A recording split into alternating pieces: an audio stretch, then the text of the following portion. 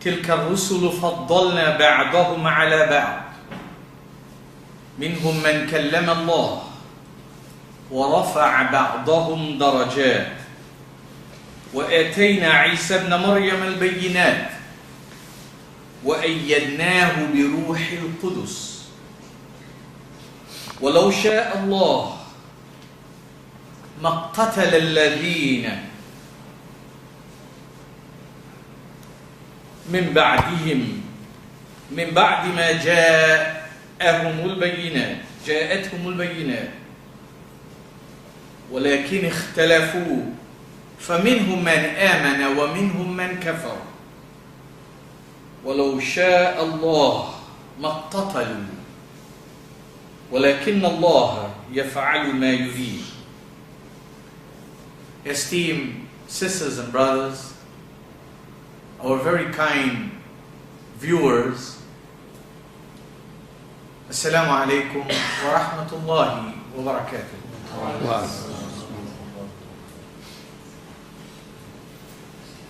We have once again chosen to take time off from our busy life, be that work, be that our personal chores, and to venture out here to this hall that we can give ourselves yet another chance to consider divine guidelines. And it is my hope and it is my expectation as I attempt to publicly talk with myself and allowing you the chance to listen, that you and I will be wealthier when we leave here than when we came in. By now, I'm sure we have understood lots of this epoch-making message that this beloved prophet brought to the Arabs in the 7th century and to the world at large in a general way. And I hope that gradually that sense, that intelligence, that embellishment, that enhancement, that empowerment, even though slowly, but hopefully, surely is dawning upon us. And I've been talking with myself and talking with you about the forces in society, and especially the forces that were at play in the society of the Prophet.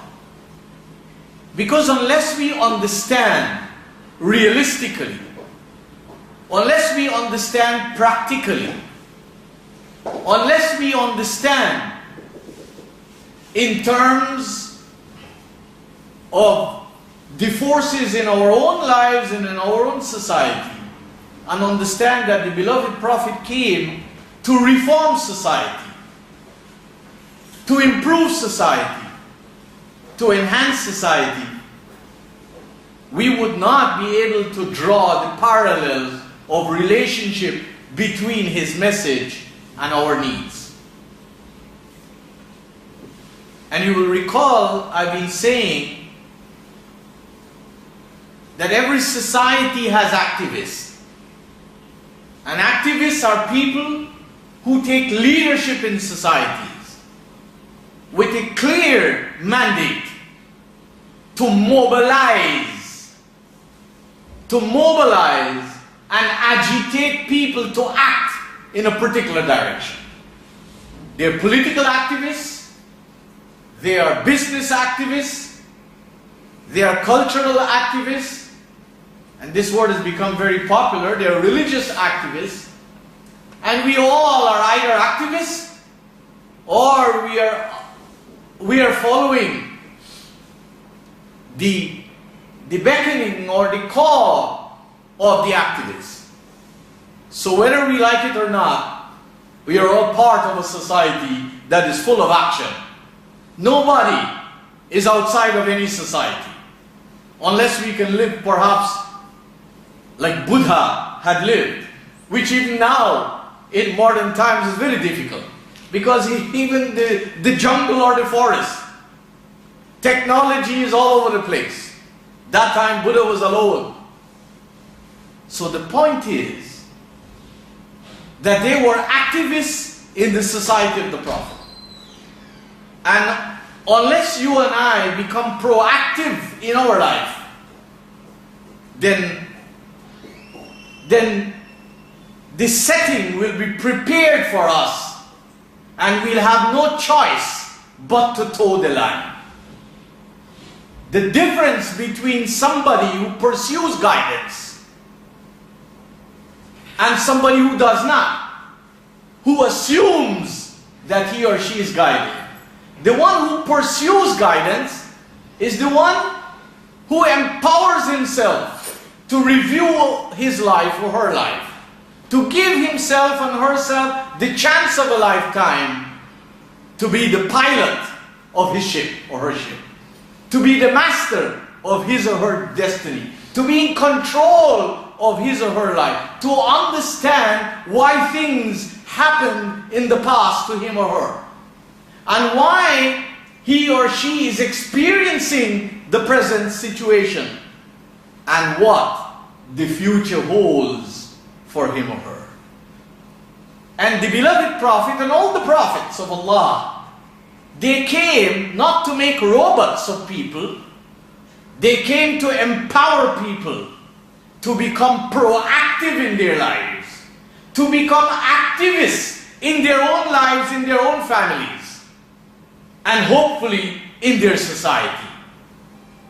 That everybody will have an opportunity mentally, physically, economically, politically, personally and collectively to be involved in the issues that affect their lives and to either engrave them or to overhaul them.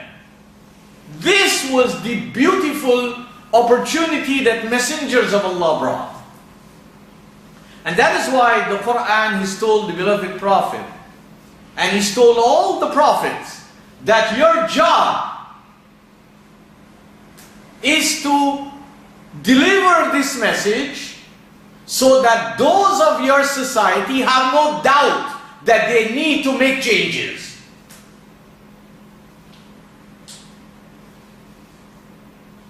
If you look at the expressions found in Surah Ibrahim, in two places, you will find that in the very outset of this chapter, the beloved Prophet Mohamed was told, Bismillah ar-Rahman ar-Rahim, Alif Lam Ra, Kitabun. It's an ordinance that has been coming down throughout human history.